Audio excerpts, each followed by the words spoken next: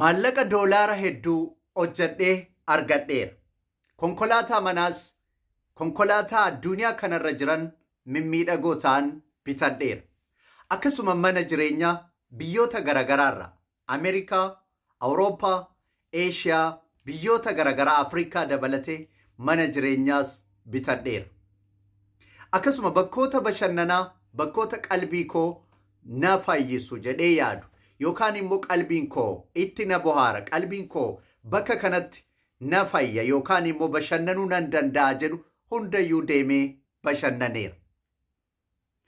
Jeettii akkasuma xiyyaara dhuunfaa kootis bitadheera. Wantoota kana hundaan badhaadheera.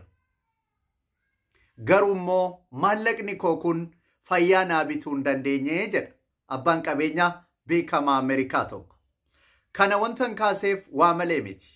Yeroo tokko tokko maallaqa xiqqoo argachuuf jennee yookaan immoo waan muraasa argachuuf jennee gatii fayyaa keenyaa wallaalla. Fayyaan faaya akkuma jedhamu, fayyaan bareedina akkuma jedhamu, fayyaan miidhagina akka jedhamu, fayyaan warqiidha. Fayyaan faayaa oli. Egaa namni kun beekamaan lammii biyya Ameerikaa kun kan inni dubbate yeroo dhukkubsatee hospitaala seenu. Dhukkubsatee hospitaala seenee doktoroonni garagaraatti jijjiiramanii wallaansaaf maallaqa hedduu waan qabuuf maallaqa koo kanaan waan dandeessanu godhaatii na gargaara na fayyisaa jedhee maallaqa qabu hundaan akka isaan wal'aanan taasisee jira. Garuu maallaqni isaa kun hundisaa fayyaasaa deebisuu hin dandeenye. Fayyaan faaya. Fayyaan warqiidha. Fayyaan maallaqaa oli waan jedhamuuf jechuudha. Egaa namni kun dhumarratti maal jedhee konkolaataa filadhee konkolaachisuu nan danda'a. Bakka bashannanaa filadhee deemuu nan danda'an ture. Akkasuma xiyyaaraan jeettiidhaan biyya natti tole biyyan hawwe deemee bashannanuu nan danda'an ture. Arra garuu wiilcharii yookaan immoo kan namni ittiin namoota dhukkubsatan namoota fayyaa hin qabne ittiin cunqursanii bakka tokko geessanurra taa'een ittiin deemaa jiraa jedhe. Kana hunda kan qabu maalii? Fayyaadha. Egaa yaabboleewwan koo namoonni viidiyoon kun isin bira ga'e akka tasaa viidiyoo kana daawwataa jirtan fayyaan keessan fayyaan dhabinaa, fayyaan keessan qabeenyaa olii, qabeenya caalu warqii olii akka ta'e inuman dagatina. Egaa kanarratti wantan isiniin jechuu barbaadu fayyaan yeroo fayyaa qabnu gatiin isaa nutti hin beekamu. Fayyaa yeroo qabnu wantoota garagaraa dhabnee wantoota qabnu caala waan hin qabne lakkaa'aa oolla waan ta'eef namoonni rabbi fayyaa isinii kenne alhamdulillahi rabbil aalamiin jedha. Waaqa keessan galateeffadha. Akkuma amantaa keessaniitti fayyaan fayyaan warqiidhaa isiniin jechuu kooti. Dabalataan immoo ammas fayyaa keenya gaafa nurra jiru gaafa nurka jiru hin beeknu. Garuu gaafa dhukkubsannee jenne namni dhukkubsatee hospitaala jiru tokko, namni dhukkubsatee hospitaala sireerra ciisu tokko yeroo kanatti maal barbaaddaa? Yeroo kanatti konkolaataa moo mana moo akkasuma biyya garagaraa deemuu barbaadda moo maal barbaadda jettanii osoo gaafattanii akkuma rabbi fayyaa koo naa deebisu naa kan dhuusiin jechuu danda'a. Anillee akkasuman jedha. Akkasuma jedha jedheen illee yaada. Kanaaf fayyaa keenya rabbi nun qabini, fayyaa keessan rabbi isin hin dhibini. Osoo fayyaa qabnu fayyaa keenyaa eeggannuun ergaa koo isa ijoo guyyaa irraati. Dabalataan ammas viidiyoo kana hagaa kanatti na ilaalaa jirta yoo ta'e ati hiriyaa kooti, akkasuma ati maatii kooti, akkasuma ati na hordofaa jirta, akkasuma ati ergaa koo kana fudhachuudhaaf qophooftee jirta. yuutuubii koo kana sabiskiraayibii godhi, laayikii godhi, komentii naa barreessi. Na jajjabeessi laayikii godhi. Dabalataan immoo kanan amma isinii dabalu akka obboleessa keessan tokkootti kanan isinii dabalu obbolaata koo shamarraniif. Obboleewwan koo shamarranii umurii dargaggummaa waggaa 18 haga waggaa 25 gidduu jirtan sirriitti na dhaggeeffadhaa. Isin fayyada. Isin fayyaduu baatullee isin hin miidhu jedhee yaada. An obboleessa keessan King Love. Obboleewwan koo shamarranii umurii waggaa 18 waggaa 25 gidduu jirtan hundi keessanuu ni babbareeddu. Haala amalli keessan yoo akkam ta'e yoo nama jarjaru taatan akkasuma yoo namallee arrabaan nama tuqu taatan bareedinni keessan sun amala keessan sana dhossee bareedduu koo qaashtii koo lubbuu koo eessa jirtaa heerumteettaa maatii qabdaa biyya kam jirtaa kan isiniin jedhu kumaaf sanaa oli. Garuu yaa obboleettii koo hin gowwoomin. Umuriin namaa dabalaa deema. Umuriin namaa guyyaa guyyaatti hir'ataa deema. Umuriin namaa akkuma dabalaa deemuun hir'ataa deema. Bareedinni namaa akkuma nuti guddataa deemnuun hir'ataa deema. Yeroonis immoo dhaabbatee nun eegu. Bara kana bara 2020 kaasee haga bara 2024tti namoonni yaadattan yoo jiraattan addunyaan kun dhukkuba koronaatiin addunyaa raafamaa turtedha.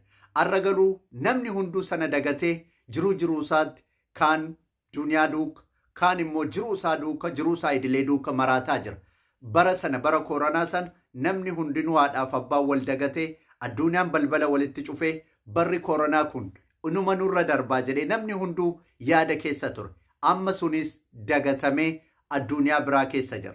Gariin wal waraanaa, gariin immoo wantoota garagaraatiin wal gowwoomsaa, gariin meeshaa waraanaa bitee walitti gurgura, gariin kitaaba walitti gurgura, gariin immoo konkolaataa fi manneen garagaraa walitti gurgura. An kanan dubbachuu barbaade shamarran obboleewwan koo umurii kee waggaa 18-25 gidduutti namni ni bareeda. Lubbuu qaashtii ati tokkoffaadhaa mootii durbaatti siin jedhu hundi kun siin fuudhu waan ta'eef bultii kee gara fuulduraa siin ta'u waan ta'eef maatii keetiif akkasuma lubbuu keetiif itti yaadii nama qabdu tokko yookaan jaalallee kee tokko jabeeffadhu isaa waliin bultii kee jaarradhu jireenya kee gammachuun jiraachuu yaali. Yoo aga ammaatti wanti kun sitti hin dhagaamne viidiyoo kan dhageessetta yoo ta'e xiqqoo mallee ta'u si fayyada.